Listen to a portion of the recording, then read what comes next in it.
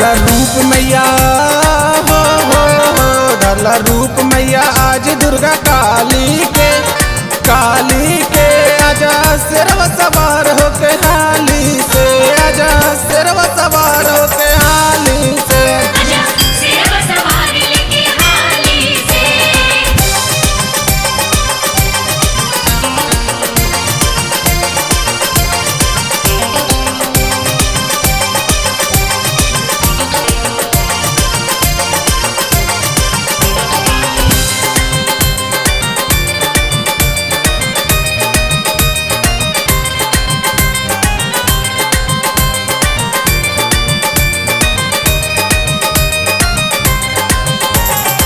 महिषासुर से बड़ा भइल बड़े दानव मार देवे जाने यहाँ मानव के मानव। महिषासुर से बड़ा भइल बड़े दानव मार देवे जाने यहाँ मानव के मानव। अब इज्जती बचाला अब इज्जती बचाला नर नारी के आजा सिरवा सवार होके हाली से आजा सिरवा सवार होके हाली से आजा सिरवा सवार लेके हाली से।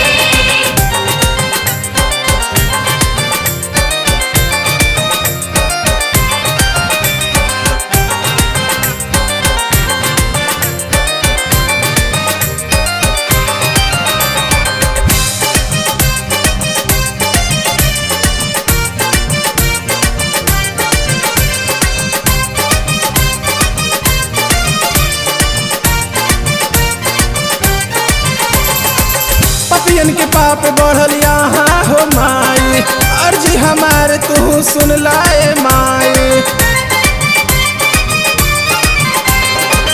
पपियन के पाप बढ़ल यहाँ हो माई अर्जी हमारे तू सुन लाए माई।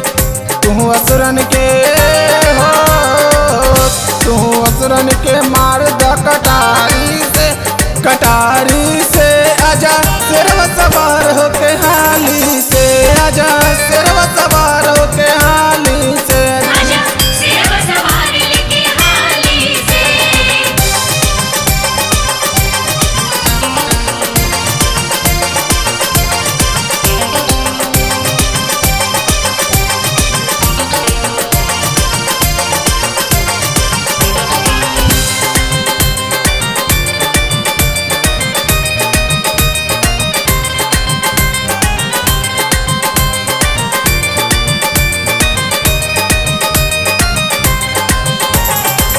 विपत में पड़ल बटे भक्तन के जान हो आके बचाला माई हमनी के शान हो। विपत में पड़ल बटे भक्तन के जान हो आके बचाला माई हमनी के शान।